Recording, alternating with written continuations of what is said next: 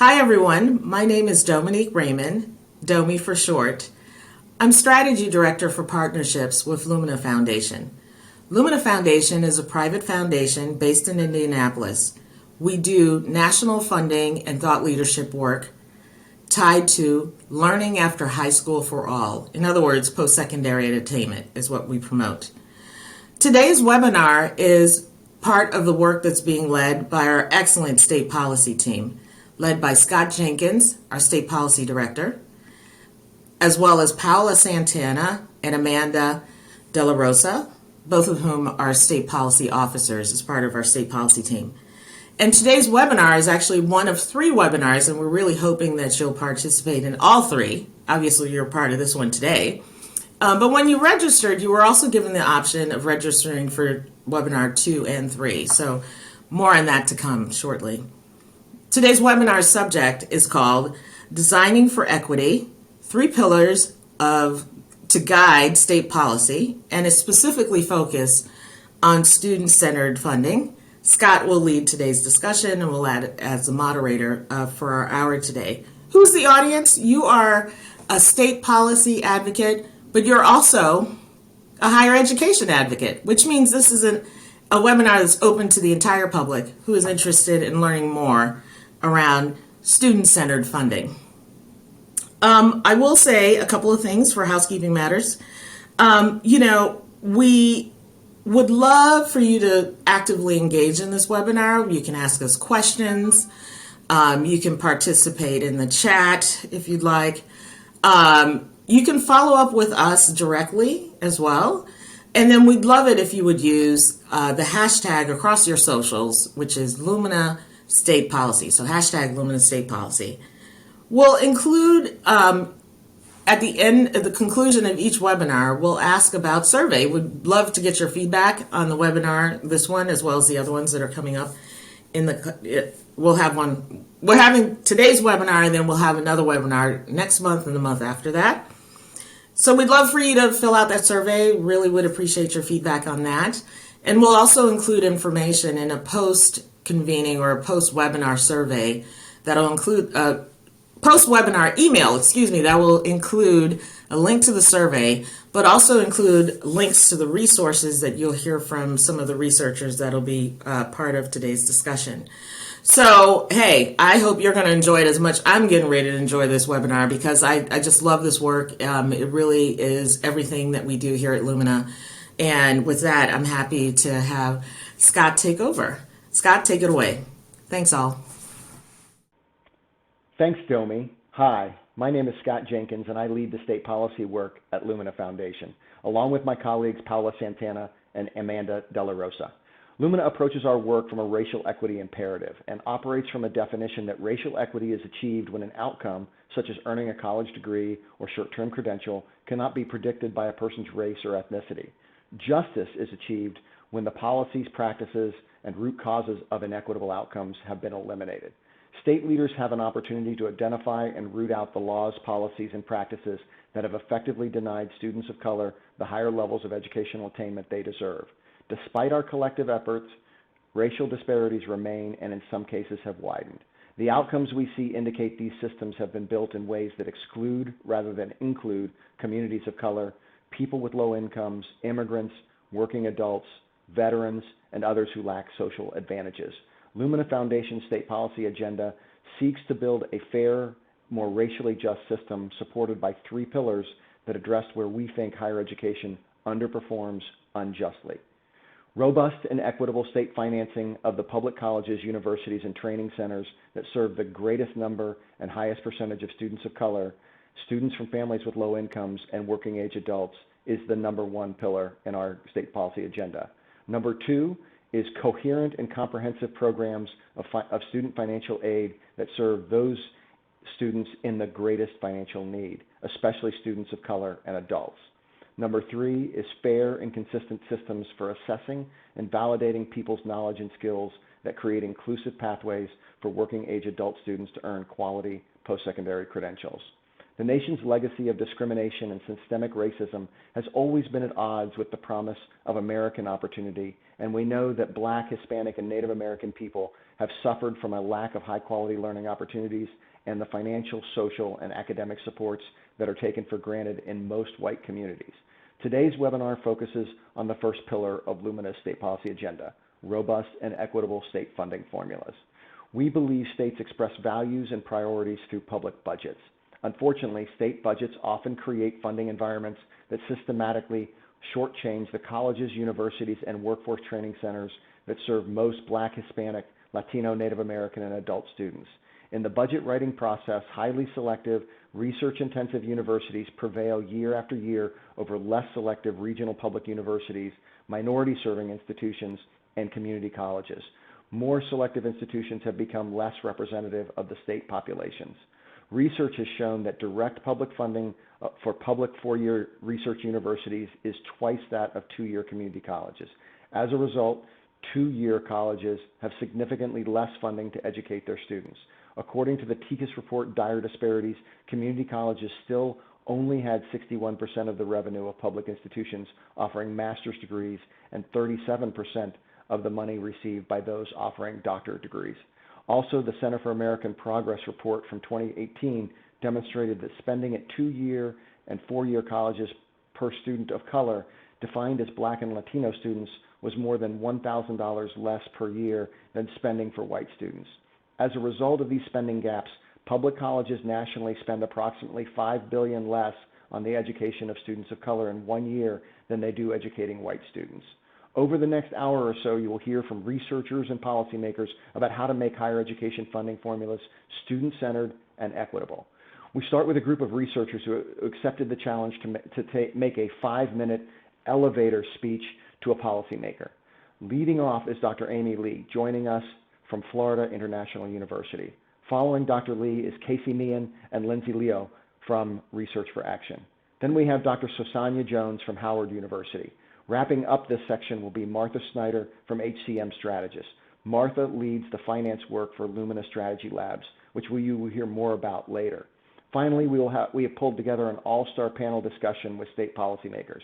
Ginger Ostro is the Executive Director of the Illinois Board of Higher Education. Dr. Daisy Gonzalez is the Acting Chancellor of the California Community Colleges. And Jacob Frere is the President and CEO of the Texas Association of Community Colleges. The panel will be moderated by Dr. Kayla Elliott, who is the Director of Higher Education Policy at the Ed Trust. Wrapping up our time with you will be Paula Santana, a State Policy Strategy Officer here at Lumina, and she will describe how you can get more information or support from Lumina Strategy Labs as you examine your state's funding system for higher education. At Lumina Foundation, racial justice and equity represents the beating heart of our mission, and we encourage you to make it yours also. Thanks again for joining us. Dr. Lee, take it away.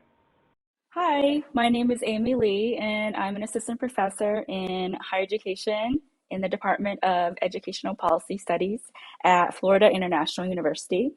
And my research focuses on higher education finance and college affordability, including performance funding policies, free college programs, and student loan debt repayments.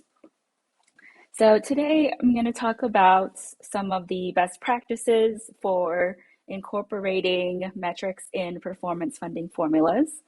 The research that myself and others have conducted recommend incorporating equity metrics within funding formulas for underprivileged student populations.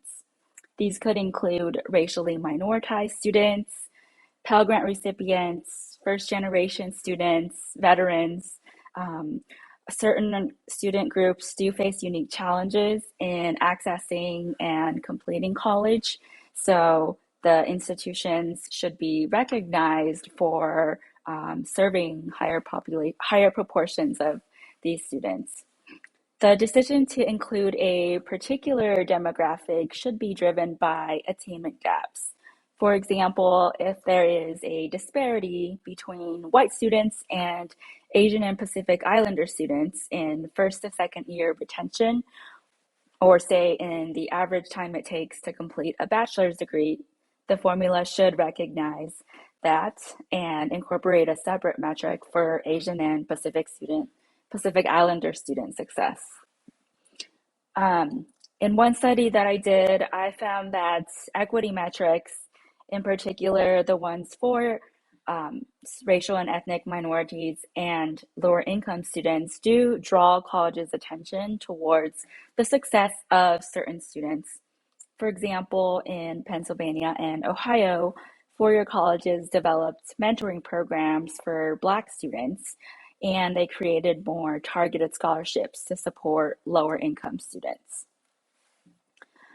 Speaking of lower income students, that's another area that I think should be included as an equity metric in performance funding policies.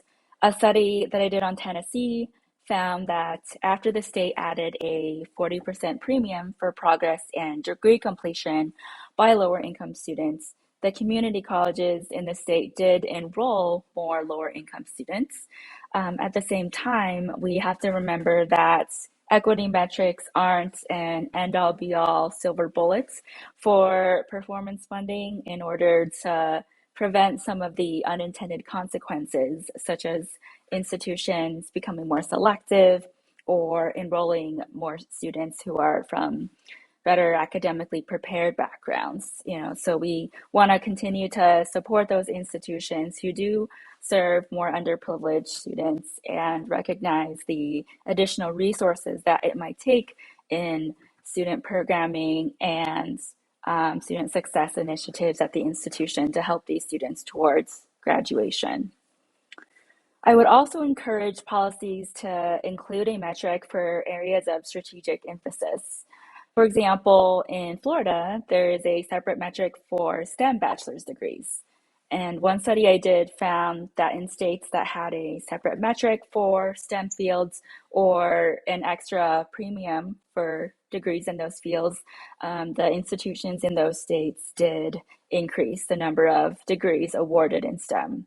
So if there's a specific field that a state wants to prioritize, they ought to recognize that in their funding formulas. A final factor to consider is room for flexibility in the funding formula when unexpected external shocks occur, such as the COVID pandemic and the subsequent enrollment declines that many colleges have experienced. Metrics such as total degrees awarded are directly impacted by enrollment numbers. And that's why I would recommend staying away from or supplementing metrics that measure raw numbers. For example, instead of using the raw number of bachelor's degrees that are awarded, use metrics that are enrollment adjusted, such as the graduation rate or the percent of undergraduates who are on a Pell Grant. I'm also going to share some materials if you are interested about the best practices in designing and developing performance funding policies to recognize some of these state priorities and in incentivizing institutions to continue to serve underprivileged student populations.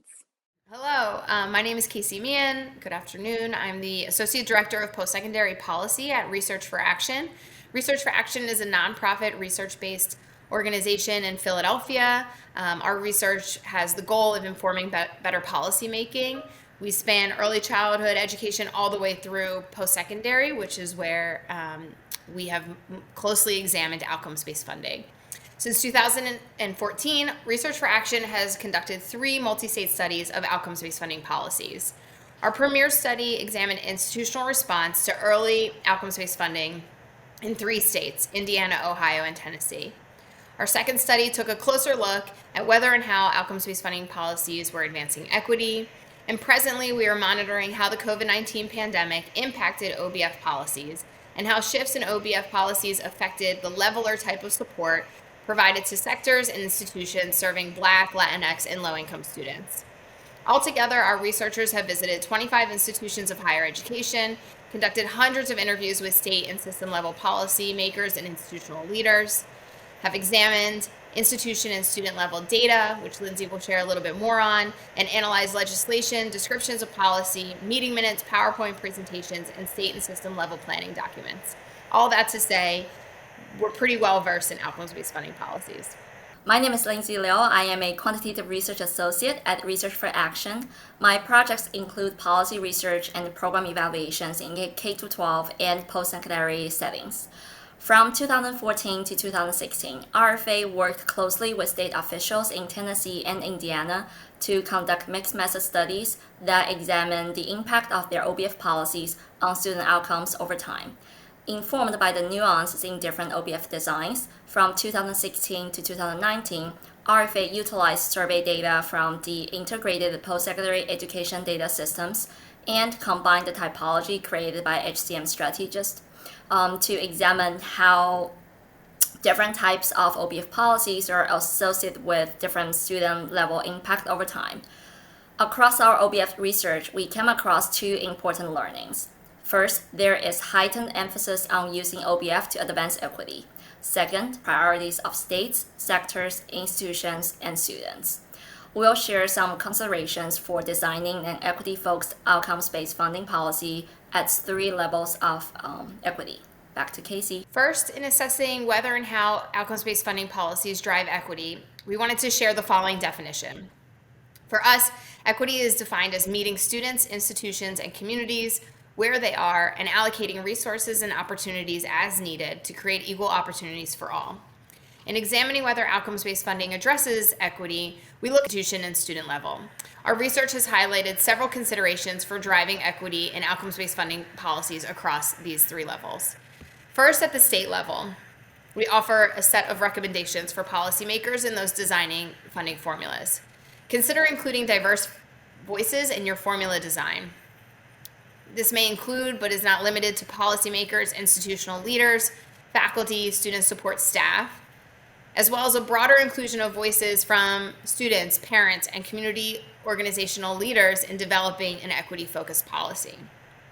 Next, recognizing the need to iterate and redesign. Consider when and how to review, evaluate, and revise your outcomes-based funding formula according to shifts in student demographics or shifts in institutional mission or orientation to a larger equity agenda.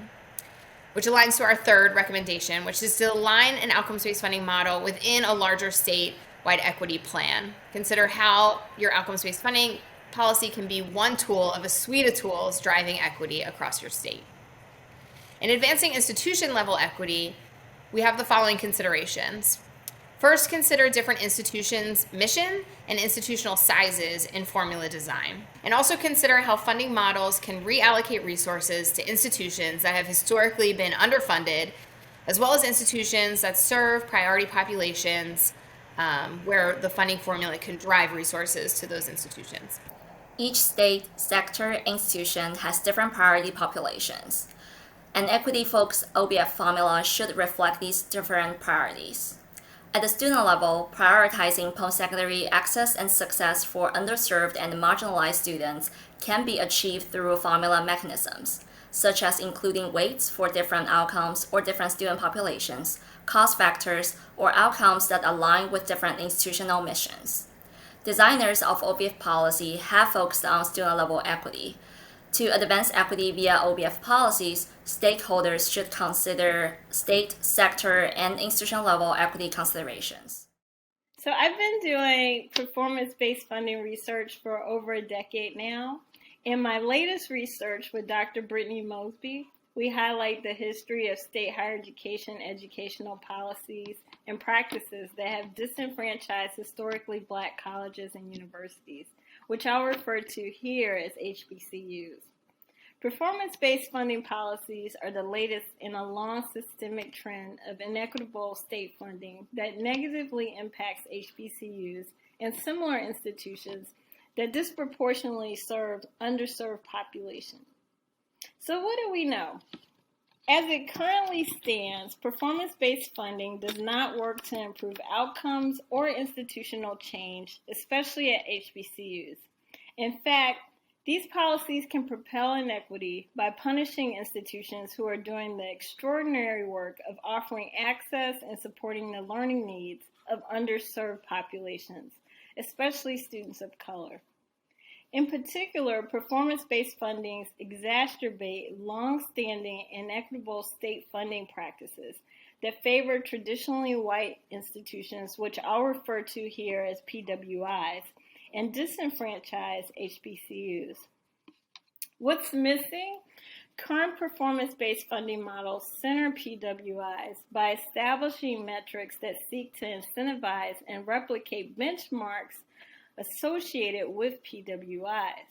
So without context or understanding of inputs such as students, infrastructure, and resources, performance metrics such as graduation rates and retention rates inevitably reward PWIs based on a racially stratified system.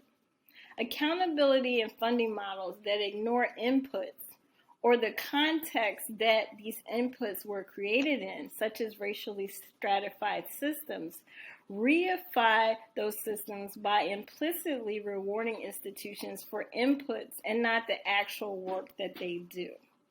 So, for example, while HBCUs have lower graduation and retention rates in comparison to PWIs, it also needs to be considered that they disproportionately serve low-income, first-generation, and Black students who have lower graduation and retention rates. However, when you compare HBCU graduation and retention rates for low-income, first-generation Black students, compared to PWIs, HBCUs have a long history of producing better results. Performance-based funding models that fail to recognize this achievement are flawed.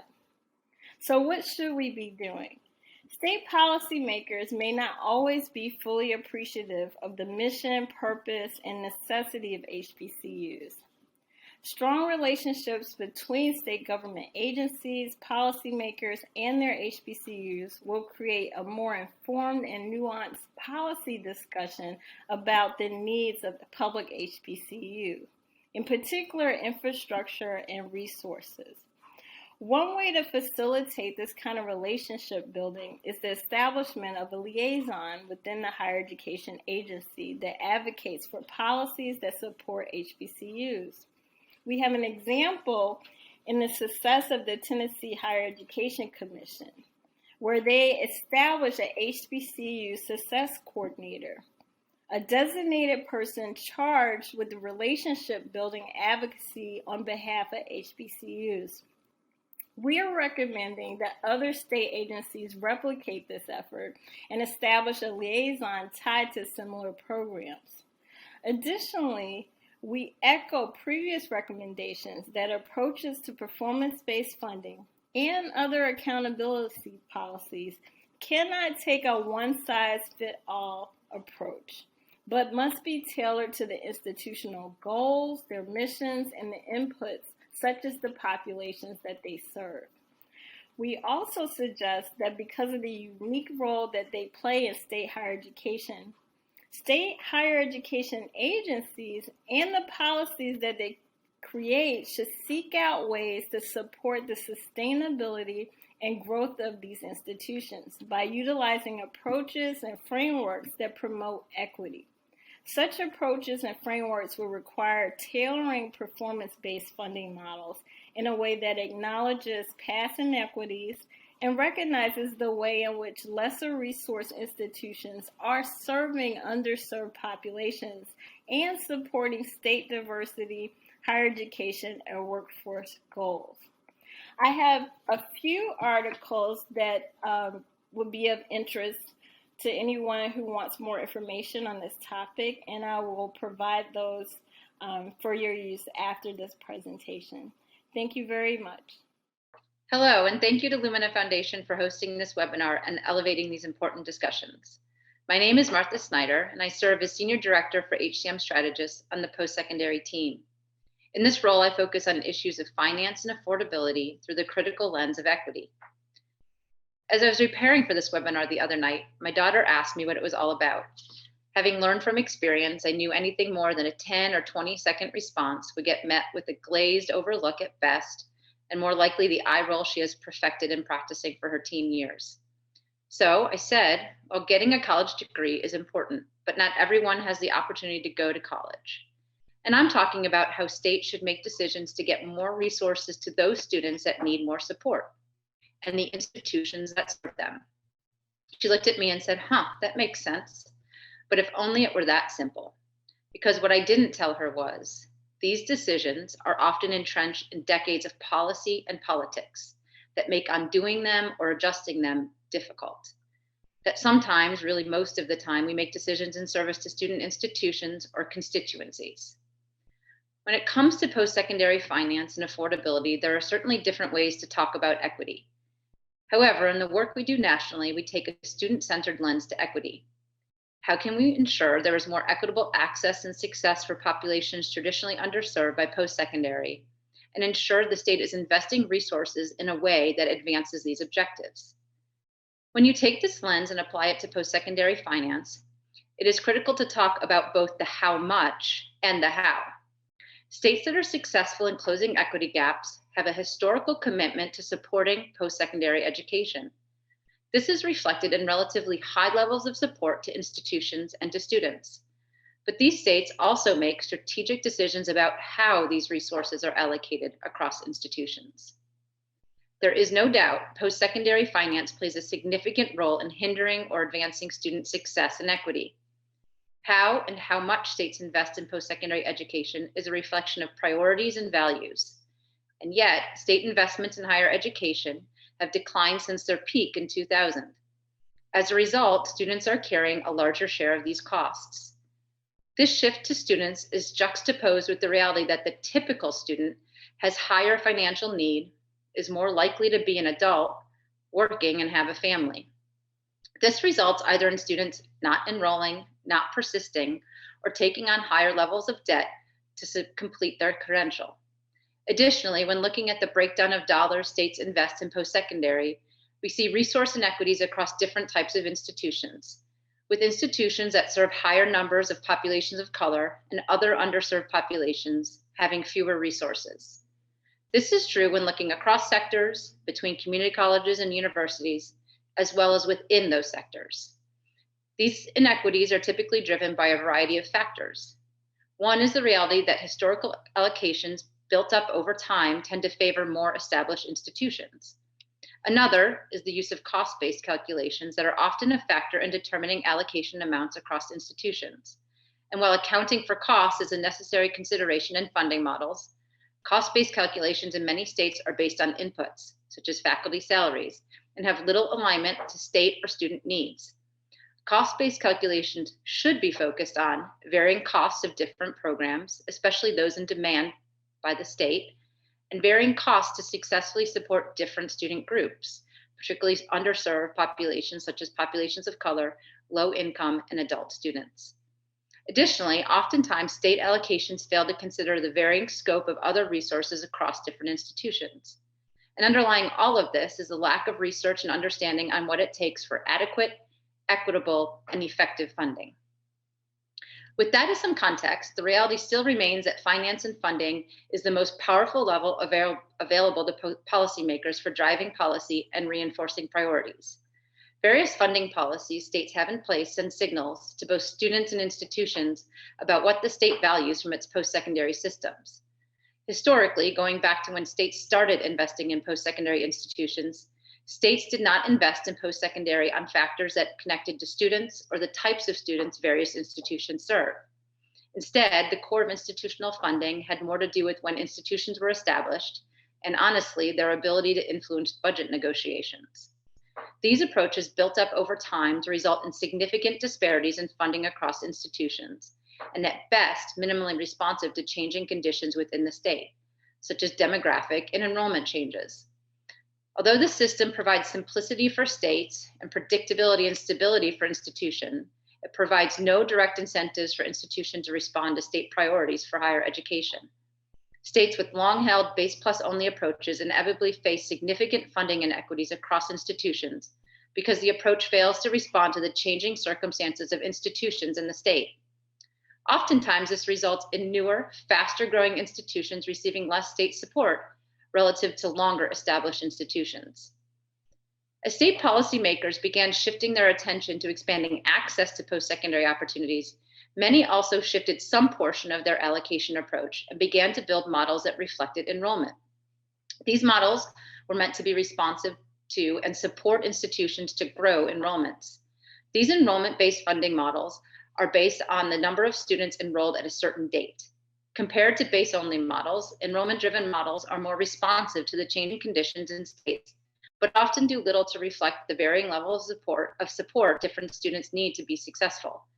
Most recently, states began incorporating outcomes-based funding components that fund institutions based upon outcomes and student progression and completion. Well-designed outcomes funding models are directly aligned to the need for states to increase educational attainment and close equity gaps. This is reflected in providing additional weights or premiums for the success of critical, traditionally underserved populations, such as adult, low-income, minoritized, and first-generation populations. The reality is, in practice, the best funding models have a combination of these various components. They reflect the different types of students institutions enroll, set expectations for outcomes, and provide specific incentives for the populations that have not been well served by post-secondary education, but are at the heart of the attainment and equity discussions. So what does a student-centered and equity-aligned funding model look like, and how do states go about establishing them? Well, first, state policymakers must get clear on their goals. What will it take to educate the residents of your state, to support the workforce needs, and to provide for equitable upward economic mobility? With these goals established, the next step becomes to begin to align policies and investments in a way that achieve these goals. From a funding formula perspective, this means a formula that likely provides some level of base resources for institutions to maintain operational or fixed costs.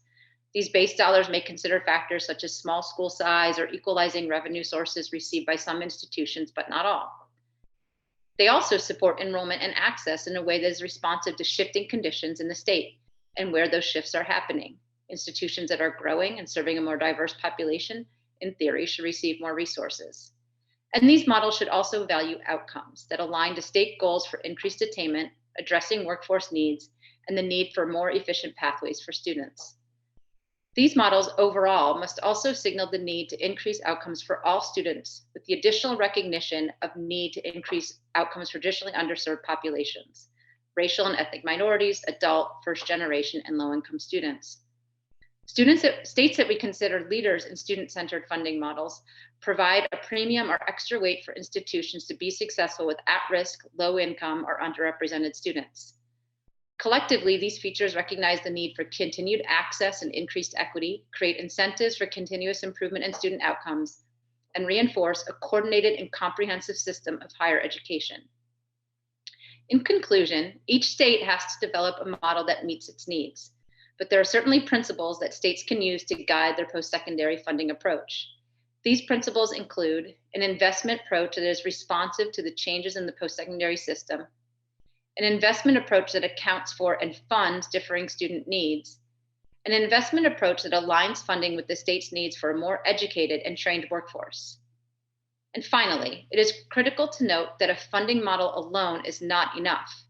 States must also invest sufficient levels of support to these funding models to ensure the promise of more equitable access and success is achieved. Thank you again for the opportunity to be part of this critical discussion. Hi, I'm Dr. Kayla C. Elliott. I'm the Director of Higher Education Policy at the Education Trust. Incredibly excited to talk with you all today and my esteemed colleagues about outcomes-based funding and equity. I'll kick it over to Ginger. Thank you for the opportunity to be here. I am Ginger Ostro. I'm Executive Director of the Illinois Board of Higher Education. Howdy, I'm Jacob Friday, President and CEO, Texas Association of Community Colleges. Hi everyone, it's a pleasure to be here with all of you. Dr. Daisy Gonzalez, I'm the Deputy Chancellor at the California Community Colleges Chancellor's Office. And thank you all for your lovely introductions. Yeah, so starting from the beginning, Jacob and Daisy, if you could tell me a little bit about the conditions and the why behind why your state started to explore and implement outcomes-based funding, that would be great. Jacob, I can go ahead and get started. We started our work in 2017 under the leadership of Chancellor Eloy Ortiz Oakley and a brand new board that really wanted us to change our completion rates. We had a system where less than 50% of our students actually reached their end goal. And for our students of color, African American, Hispanic students, Latino students in our state, a 3-year completion rate of less than 10%. And at that time, we also had a legislature and a governor that wanted us to do something about it. We were in the middle of declining enrollment, horrible completion rates, huge equity gaps. And so it was the right moment to launch a question around what would it look like to value access and completion in a system that serves 73% of its, in a system where 73% of its students are students of color. And so we actually launched the Student-Centered Funding formula as an exploration of what it would look like to challenge our own policies and our practices. And a governor who was having his last term, Governor Jerry Brown, decided to introduce the Student-Centered Funding formula as a part of his final budget proposal in January of 2018. In Texas, the conversation about performance-based funding specific to community colleges, I think came to be about the same time that we were having a national discourse on whether we could incorporate performance-based funding writ large across the academy. And for us in 2013, we advanced a set of metrics that frankly we borrowed from the great state of Washington to incorporate performance-based funding for community colleges. But I think the conditions to your question, Dr. Elliott, that really got to the day where we are today has to do with, on several parts, the shift in responsibility on how we fund community colleges shifted from being largely state funded to being local taxpayer dollar funded and local tuition and fees funded for our students. In 1986, 66% of community college budgets came from the state of Texas. That percentage is now 24%. Today, more than 40% of the funding for community colleges in Texas come from property tax owners in the way of local ad valorem tax revenues. About 15 years ago is when we saw that shift happen dramatically. Since 1973, which is when our funding formula was established by the legislature, we have seen in our great state as well as across the nation dramatic shifts in demography among the students who we serve. Today, more than 46% of community college students in Texas are Hispanic, 12% are African American, and only 30% of all the students that we serve are white students. And certainly that was dramatically different than it was 4 decades ago. But I think to the question of why are we having this conversation today, is because we know that our current funding system is not sustainable for large pockets of our state. The state demographer in Texas has indicated that about 100 counties in Texas actually lost population even as the state increased its population by 4 million. So we saw a growth among residents, and yet we saw more than 100 counties, which is not nearly about 40% of our counties actually lost population. We can't sustain that. And that became really evident in the last legislative session when the state of Texas did not reduce funding for community colleges. We see exactly the same level of funding, yet 22 community colleges actually saw a reduction in their state appropriations. And that reduction came on top of reductions in 2019 and reductions in 2017. So that was unsustainable, and I think it became then the onus for the leadership of community colleges and the leadership at the Capitol to really think about how do we redesign how community colleges are financed. So building on that, I heard a lot about like the conditions of the moment we're in and capturing racial equity and conversations that are happening. But there are also conditions that are necessary for getting the job done. Like what were the political conditions, the legislative conditions, policy dynamics, and power dynamics that were necessary to move this legislation and initiative forward? I'll try to address it first, Jacob. Thank you, Dr. Elliott, for the question. You know, for us, while we understood that there were decades of dreams that we were leaving behind, right? Our students that were never completing, that were never getting to that finish line. And then another 6.8 million in our state who had no degree, right? No potential to enter the workforce in our state. We needed a North Star. And in fact, in 2017, we started the conversation as a part of how would we align our policies, our structures to transform the culture. And so the enabling conditions were really a crisis in education, a very supportive legislature, an incredibly supportive and courageous governor, and at the same time a North Star. And for us, that's the vision for success. 6 very aggressive goals with commitments, 7 commitments to really transform the culture. So things like focusing on the student's end goal, that's commitment number 1 in the vision for success. Owning student outcome data, which was new, right? I think we always have conversations about data, but really having everyone row in the same direction. And that vision for success became the rallying point. Our why are our students. What we do about it is the transformation, and the outcomes that we want are a part of the vision for success goals: completion, transfer, the value of our credentials and degrees and the labor market and wage earning, the number of units that students accrue. And it was a very bold agenda. It was always meant to ask us to aspire to do more. It was, of course, a little bit too much, all at the same time, all in the same year. And so when you talk about what were some of the enabling conditions and the partnerships, for us, it was very much social justice groups, research organizations like Lumina, at Trust West, folks who had been leading the charge for many years that could join us to really influence policies and practices in our system, and in many ways upskill higher education to what it could be, not guarded by what we believe was possible within our current structures, because we understood that the funding formula was step 1 as a part of aligning all of the other policies, financial formulas, as well as program alignment in our system. I would add to Dr. Gonzalez's comments, at least for Texas, a couple of conditions that I think were important for them to come together before we could have this conversation in earnest. One was that in 2017, the legislature, having been received several court cases by the Texas Supreme Court with regards to how we finance our public schools. Decades of litigation led to the legislature in 2017 authorizing a similar commission for public school finance.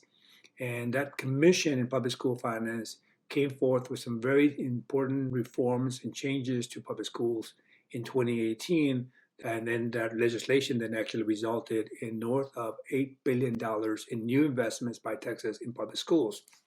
That win, if you will, sort of that political win and the favor that came towards that, I think was an important win in our sales as we started thinking about how we might refinance community colleges.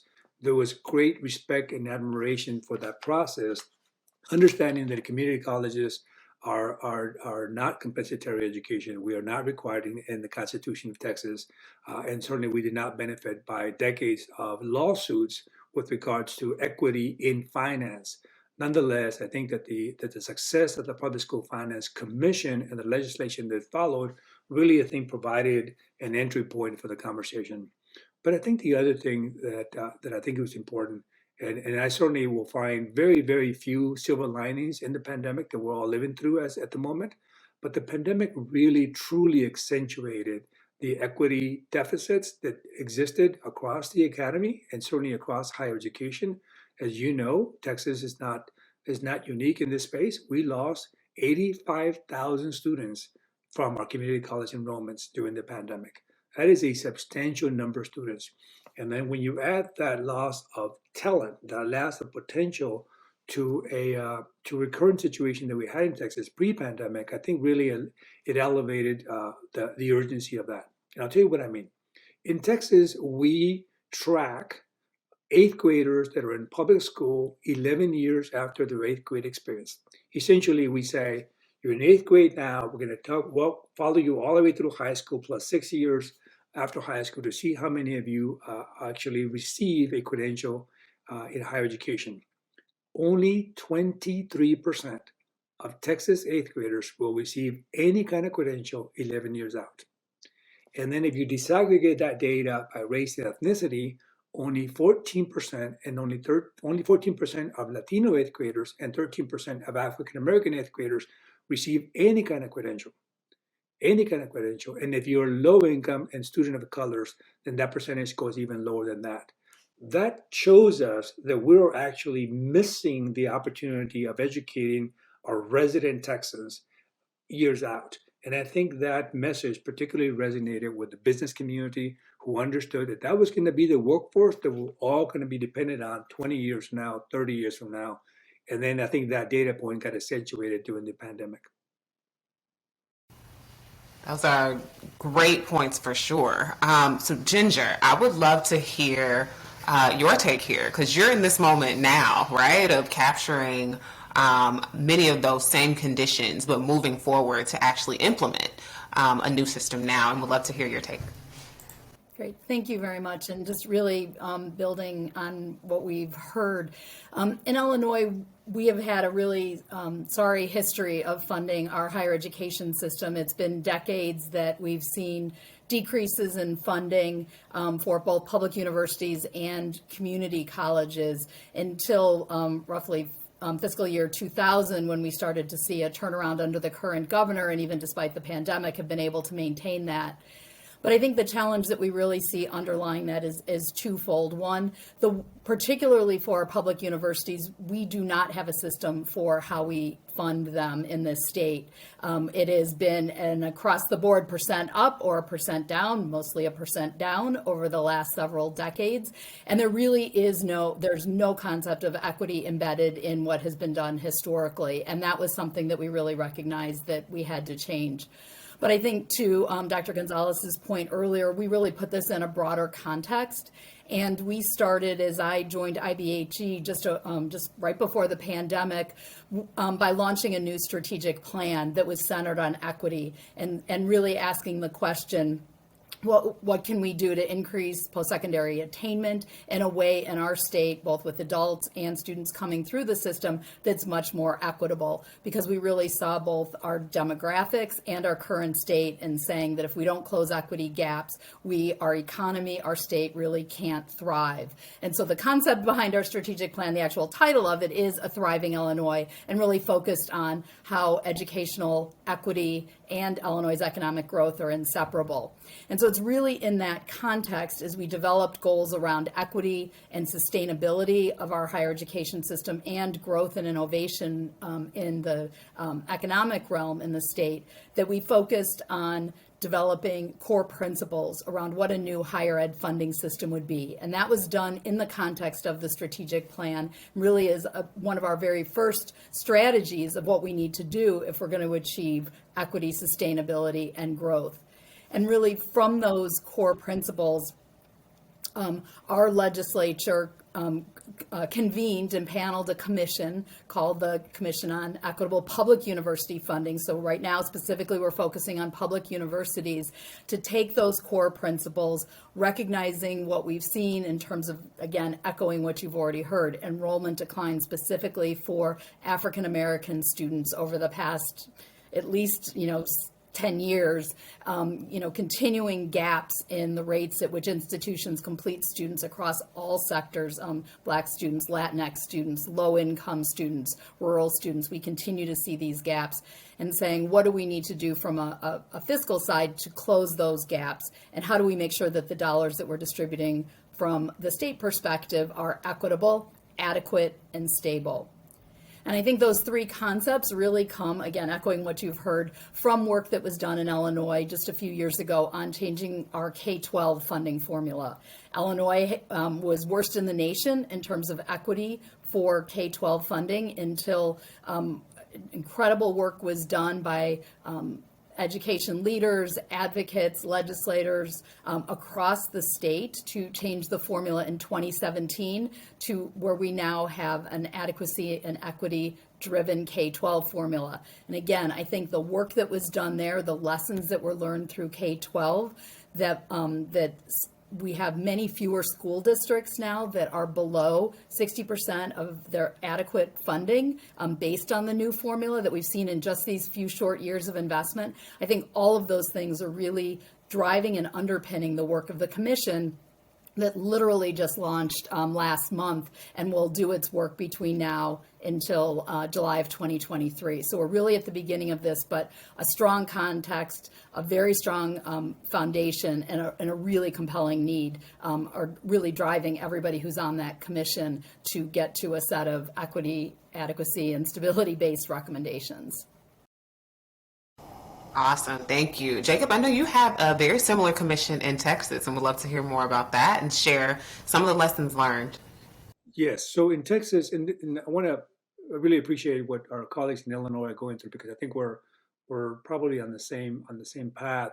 So in Texas, the legislature in the 2021 legislative session authorized the Texas Commission on Community College Finance. I will make a note of it. With the concept, the urgency, the conversation to create the commission preceded the legislature by about a year and a half, about 2 years. So I mentioned earlier the Public School Finance Commission. It was not long after the 2018 experience that we began to have conversations with the legislature about this. The Texas Commission on Community College Finance similarly met for the first time in November of 2021. It has a very aggressive schedule. It will have recommendations before the legislature in December of 2022. So we're talking about 13-month time frame.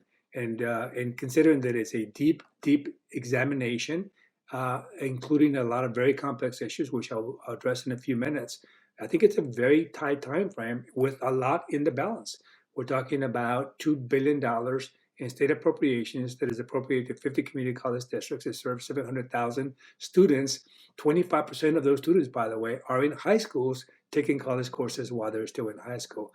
So we have great expectations for the work of the commission, but certainly among them, I think Ginger talked about it very appropriately. It's about equity in funding.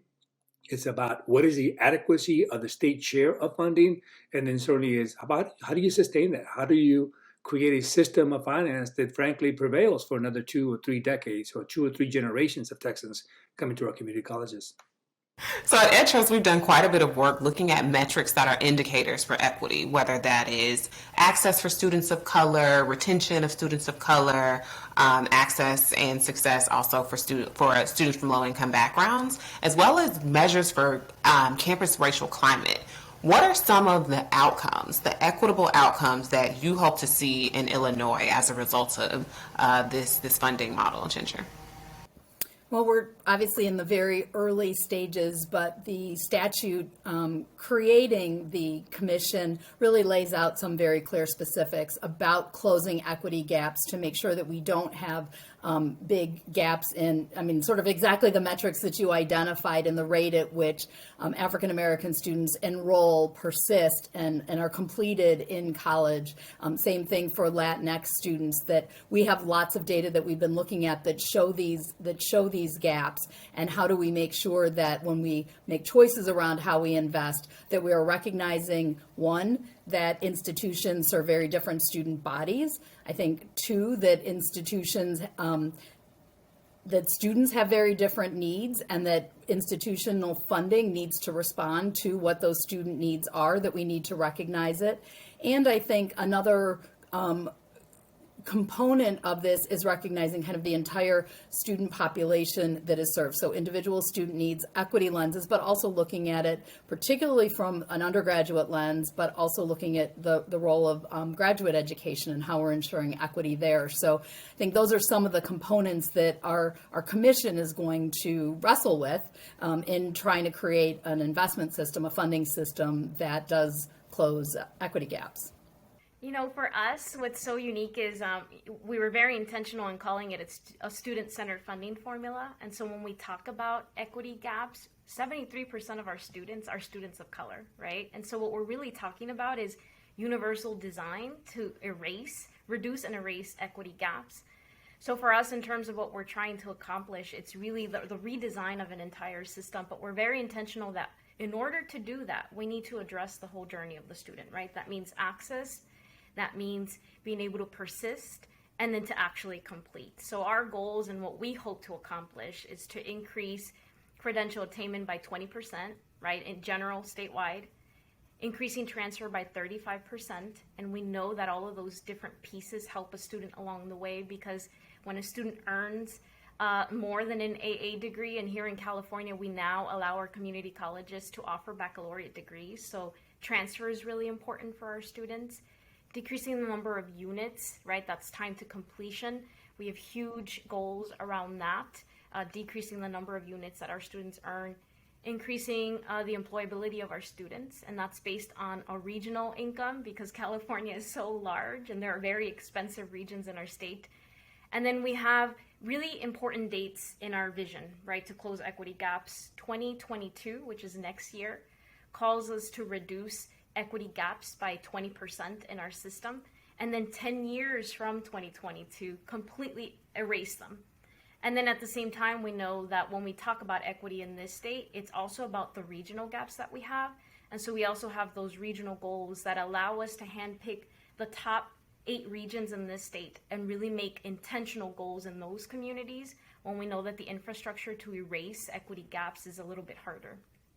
I would add that for the Texas Commission, it is certainly our goal that we would have deep and informed conversations about the equity gaps that exist, particularly around race and ethnicity, and to some extent along socioeconomic status. I think Dr. Gonzalez's comment about being 70% students of color in California for us is closer to 65%. But if you look at the students who are coming down the public school systems, more than 60% of those students are AFDC eligible, right? So the students are in free reduced lunch. And yet our current system of community college finance is completely student agnostic. The commission will then have to make a determination on what is the actual cost of instruction and support structures that those students will need as we then matriculate them onto community colleges and then if they transfer onto university. Right now, a student is a student is a student with regards to how the state funds our community colleges to serve the students. And yes, the literature, the national conversation, and then educational institutions know very well in hand that it takes much more time and effort and resources to be able to get our students not just onto our campuses, because access will continues to be critical. It's about getting them the credential that they really come to our campuses for. And I am hopeful that the commission will then look at the data, understand structurally what it will take for us to be able to get those students out there, and then be able to change the formula in a way that it really does then reflect the totality of costs that it does take us to do that. I make reference to the Public School Finance Commission because I'm very optimistic. In the K-12 system now, we do have some indices that provide additional funding to ISD specifically for these kinds of populations that we intend to help. And so if to the extent that community colleges at least sequentially serve as years 13 and 14 of a post-secondary education spectrum, then we're hopeful that those metrics that were used in the K-12 system could then apply for higher education. And then we might be able to then provide the resources to the colleges that have larger numbers of students to serve those students. So Daisy, you are trying to prioritize racial equity in a state that has an affirmative action ban, and we know that has made things a bit more interesting, and would love to hear guidance or insight on how you're able to do that for the other 8 states that have those bans and the new states that are adopting bans on critical race theory and other approaches to race. Thank you for the question. You know, I'm inspired by what Ginger mentioned in terms of what did we learn from K through 12, and I think that was a big part. In many ways, the local control funding formula, which was a conversation that we started here in this state for K through 12 in 2013. So they got to go before higher education did in this state. So what we learned from them was really this idea of how do you create composite variables in a state that has Proposition 209, which prohibits ethnicity and race in hiring, contracting, and in education. And for us, you know, I already mentioned that the majority of our students are students of color. K through 12 got very creative looking at socioeconomic status, looking at key students in programs like English learners, who do we serve in alternative education, which by the way, in this state, it's primarily students of color. So we did something very similar in our funding formula. And I'll say there were a lot of concessions, a lot of modifications as it went through the process. And even today, we're still in that implementation phase. Where it landed was 70% is still base funding, right? That's still full-time equivalent students, AKA enrollment. Another 20% was really our supplemental variable, which is the intersectionality of race as well as socioeconomic status, which is very, how you kind of get around that. So this idea that in our state, if you are low income, you get the California Community College Promise Grant, formerly known as the Board of Governors Grant. So students who qualify for that, which it's about $39,000 for a family of 4, so very low income. We added that to that variable. We then combined AB 540, which are undocumented students in this state, and then we added Pell recipients. And that became a variable to address the intersectionality of a student's life. So it captured a large percentage of who we were trying to help.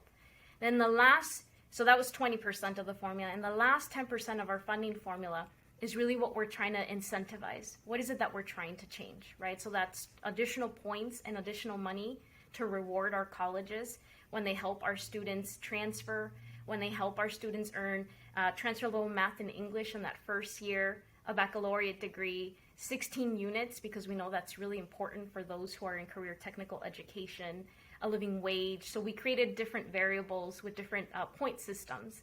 And that became a part of how we were mobilizing around closing equity gaps, while at the same time, and maybe I'm getting into the lessons learned, staying deeply focused that to do racial equity, this was only one structure that we were changing. We still needed to change hearts, minds, as we were staying focused on the structures. And in our state, we have categorical funding, we have what we call boutique programs, so we really needed to transform everything around it in order to mobilize and transform the hearts and minds of people that work in this system. Thank you. And yeah, let's move forward with lessons learned for sure. Jacob, anything to add? I think a couple of things that come to mind. It seems to me that any major restructuring of how we finance a sector of the academy, in my case, community colleges, any major restructuring must include infusion of new investments, in this case, state appropriations. The reforms, the innovations are in the new elements, right? Whether we're talking about racial equity or racial and ethnic equity or just student equity across multiple variables, as Dr. Gonzalez described, whether we're talking about equity, whether we're talking about performance-based fundings with a new set of metrics that might, for example, include wage earnings post-graduation, which I think is sort of the gold standard, I think, for all of us. Those kinds of innovations will require additive funding by the state. Any kind of funding mechanism, and I say, show this as a lesson learned, not just for perhaps other colleagues across the union, but also for our own state, any kind of funding mechanism that all we're doing is redistributing existing funds. To Dr. Gonzalez said earlier about base funding. If all we do is redistribute funds, then that's not going to go anywhere. That's going to be sort of dead on arrival with regards to the political ramifications, implications that are there. We need to have base understanding of what will it take, and then the additive dollars that I think allows for the innovation. It is my expectation that this commission will get to that place at some point in the spring or summer of 2022, and then be able to have a conversation with the leadership at the Capitol about what that looks like in terms of dollars, so that we might be able to advance innovation. We can't just simply change, to use the old analogy, the proverbial deck chairs and the Titanic. We need to make sure that we have a good, solid ship that goes through this icebreaker and then allows us to then be thriving as a state. And maybe I can just comment on that, not necessarily from lessons learned, but lessons anticipated, or really picking up from that, which is, I think, in addition to knowing what it costs to educate students and to meet their needs, I think, and to make sure that we are getting the investment from the state to be able to do that, we need a path to get there, that it isn't just one giant number, but what does that look like year over year? And is that a path that we can help the legislature and the governor's office see is doable and attainable, and why it's so valuable? So I think thinking about it in that context, kind of taking that one step further, of what needs to be invested each year over time, not just there's a big giant number out there because it's too big and then people can't figure out how to get there. Let's give people a path to get to what that number is, that idea of, in our state, we would call it adequacy. What is adequate funding? I think the second thing that I would pick up on, and why I'm excited that this is a commission that we're using in Illinois with lots of support from the advocacy community, from the institutions, from our legislature, is the importance of bringing people to the table for that conversation. This is hearts and minds, and reinvesting in helping the state, in our case, recognize the value of higher education, and bringing everyone together around how we make sure we're making the investments that we need to achieve the goals that students have, that families have, that the community has, and really what are the state goals and the state interests in having a strong and equitable higher education system. And I think the way that happens is by bringing people together to have this conversation. This isn't a math problem that you go and solve in a room. It's really a conversation about what do we value, what's important, and how do we make sure that our dollars are following that path. And so I think the idea of the commission and coalitions is really the way that this work gets done in a way that sticks over the decades. I think that Jacob mentioned, this isn't a formula that you use that's a goal for 1 or 2 years. It's how do we do this in the long term to help change the trajectory for the state and for the students here. Ginger, I have to just say how much I strongly understand and believe what you just shared with regards to building this really broad reach on the work of the commission. So in Texas, the commissioners are only 13. 4 of them are legislators, but there are only 13 members. We have to simultaneously advance the work of the commission, and that includes researchers and state entities, and perhaps even some national experts to come into the state and share their lessons, but simultaneously make sure that the rest of the leadership, both in terms of the colleges and then also at the Capitol, understand the issues, because these are very complex issues. When the legislature meets in 2023, January 2023, they're going to have literally a 5-month window to advance the recommendations of the commission. We can't wait until then to begin to inform them on the complexity of all of these issues. The coalition building, the information, the briefing needs to begin yesterday if there's any opportunity for the commission recommendations to actually see the light of day. I love what you shared, Ginger, that this is not a math equation. You know, in California, we like to say budgets are statements of values. And I made a list for us because we have made a lot of mistakes, a lot of lessons learned throughout this journey. So I'm going to look at my list right now. But in terms of what you shared around, you know, it's not a math formula. I think what we learned, especially as you phase in an implementation, right, from starting from idea to actual implementation, it's taken a number of years here in our state. Speaking to funding adequacy, very intentional about phasing it in over 3 different years. So really, what would it look like to then onboard and upskill legislators and entire communities? So it's almost like running a campaign, right? Every single year, and sticking to your talking points of why you needed to transform the funding structure of a system. So that would be lesson number 1, is sort of like a continuous set of talking points that you really have to uplift every single year. And it can change a little bit, but it has to be consistent with the why. And that's something that we've learned, right? We had a legislature and a governor in 2018 that was very bold, very supportive. But here we are in the middle of a crisis with a whole new set of legislators and a very different governor. So lesson number 1 was that. Lesson number 2 was, you know, who do we work with, and what can we learn from others? Certainly K-12 was really important for us, other higher education segments, but then seeing from what they had done and understanding that the formula was only step 1, right? So the policy and getting it codified was step 1. The next step was the actual implementation. And what we learned deeply there was that an oversight committee by the legislature needed to operate separate from the implementation, right? So that we could stay focused on the cultural transformation, what needed to fundamentally change in our system, practices and beliefs, while the continuous improvement and set of recommendations that were not particularly finalized as the legislation moved forward could continue to be evaluated and assessed by stakeholders that needed to be at the table. The other set is really focusing on what would it look like to then upskill, so basically professional development to implement. And for us, it was almost like restarting from step 1, right? In the beginning, we needed to demystify what it was and what it wasn't, right? Because it had gone through a legislative process, had been amended so many different times, that by the end, in the middle of the night, it may have looked very different. So step 1 for professional development, and we have a dashboard on our website, was how do we demystify what it is and what it isn't. So we compared it to the prior funding formula. And then we released a second dashboard that was really meant to help folks upskill their knowledge, right? What were the metrics? What sort of levers would you need to change in your campus so that you could benefit from additional funding?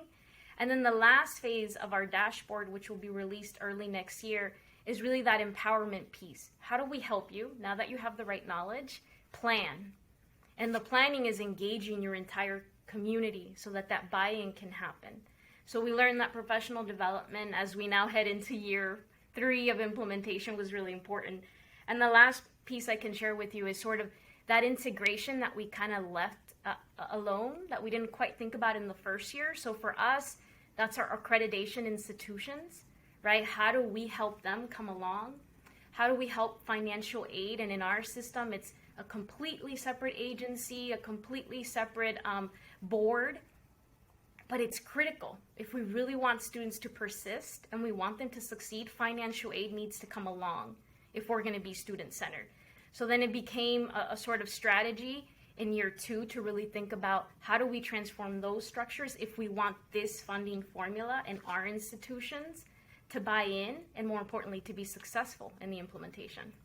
So to Daisy, I hadn't even begun to think about implementation. I think I'm going to make a visit to California pretty soon. I think implementation and integration are certainly key because, again, I'm loving the refrain of it's not just, or it isn't a math formula, and it isn't just a formula, right? These are students' lives, these are institutions' budgets, these are real services that will or won't be offered, supports that will or won't be offered to students. And we put together both like tips for design and tips for implementation in our most recent publication. And one of the things that we pushed ourselves to embrace and really are trying to push the field to embrace is the idea, as Daisy is saying, around like upskilling, but not just legislators and their understanding of the system, but institutional leaders in 2 different respects. One, giving technical assistance to those institutions that are already serving students of color and students from low-income backgrounds, getting them the resources they need to do what they know how to do, right? To improve and scale what they know how to do. But also these other institutions that aren't necessarily doing their part, that have the resources, we can't assume that just because they have the means they know how to. So to close us out, I'd love to hear what you all believe are the implications of failure. So for Texas, I think failure of a robust investigation and how we finance a sector of community colleges, and failure to implement recommendations that may be forthcoming, means that we will not be a robust state, economically speaking, that we will have a future where the majority of the workforce in Texas will be underskilled, non-credentialed, underskilled. If you look at the last economic turndown that resulted from the pandemic, we saw a situation where 4 million Texans at one point in the last 18 months filed claims for unemployment insurance. Half of those claimants did not have a education beyond high school.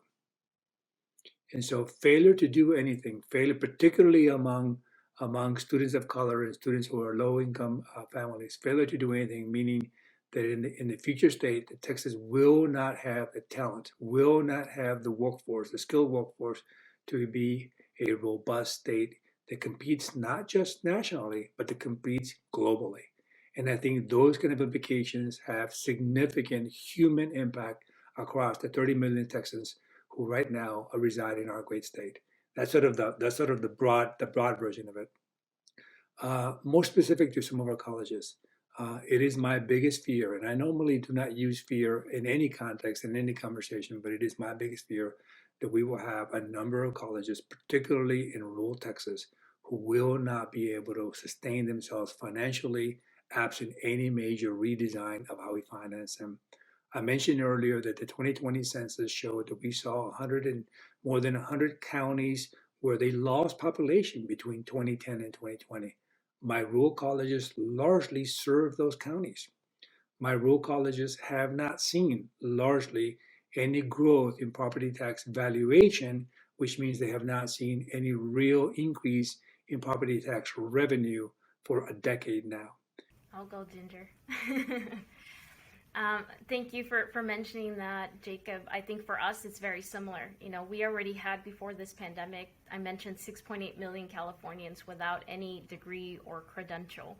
Certainly, those are all the Californians we were leaving behind. I think during this crisis, and we can't ignore the moment that we're living in today, our system, our state has been very hungry for innovation and for adaptability, right? How do we change?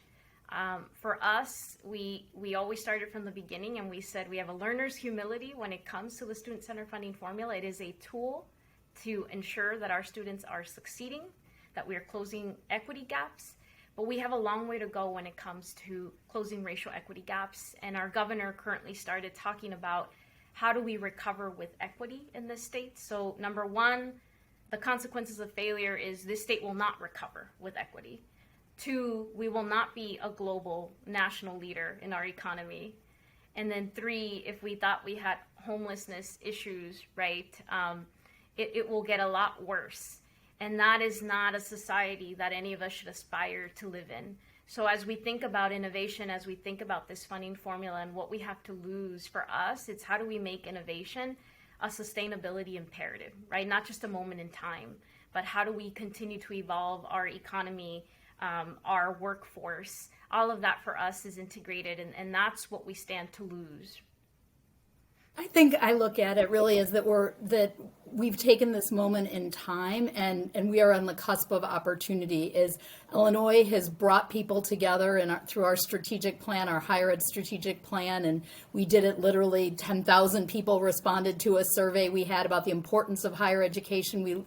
We had hundreds of people come together to help us develop the strategies, to develop those core principles. And now we have a commission that brings together, I mean, our commission's quite large. It's over 30 people coming together, but we know the support's going to be much broader. And so I think this isn't, a question about what if we fail. This is about how are we going to succeed? What is it going to take? What barriers are we going to overcome? What are the things that we have to work through? How do we pull together to achieve this vision that we've laid out in our higher ed strategic plan, that we're recognizing the same comments and questions about equity, the need for the growth in our economy, and really to come back to where I began, which is we see educational equity and Illinois' economic growth is inseparable. And that's what we are focused on. And that's what this funding commission is a core piece of. All of the strategies that we're going to be working on over the next 10 years are about. And that's what we're fighting for. And that's what the challenge is in front of us. And I do think people are pulling together and recognizing this is the moment to get this done and to do this with as much energy and force as we possibly can, because it is crucial and it's the only path forward. I love that, Ginger. It's not what if we fail, but what if we learn, right? The entrepreneurial world always says we need to fail fast. And I think that's a part of the journey that I think we're all going to have to just learn to be in, to learn and unlearn all at the same time. And I'll just share lastly that for us, that's why it was so important to have a list of all the things we couldn't get to, right? So in our funding formula, we have not addressed the non-credit side of this, which has huge racial equity implications in this state, including for those who are in facilities, right? They are incarcerated students. We also failed to really think about what happens to our funding formula in a recession, and that's going to be really critical for how do you maintain momentum. And that's a part of the journey that we've started, right? It was always a starting point. And so I love what you just shared. I agree, Ginger. I appreciate you framing that conversation. I really do. So I used to describe myself as an optimist. Now I describe myself as a recovering optimist. But I really do think that it's not just that you're optimistic, but it's the persistence and the perseverance that we must do on behalf of our students. I think I really appreciate that. And I think to Daisy's earlier point, and then iterate as we go, right? We're not going to get it perfect the first time around. We're going to get it right over many years, over many changes. But I really do very much appreciate that frame. Failure is not an option. It's just a matter of how aggressive can we iterate, and how many times do we have to iterate till we get it right. Yep. And we're just going to all have to keep working and learning and there'll be different barriers and different challenges as we go. So it's not a point in time. It really is how are we moving forward from this point. So I thank you guys for everything that you're doing, because I'm just following. We will be able to follow in your path. So I'm really grateful that you've forged ahead.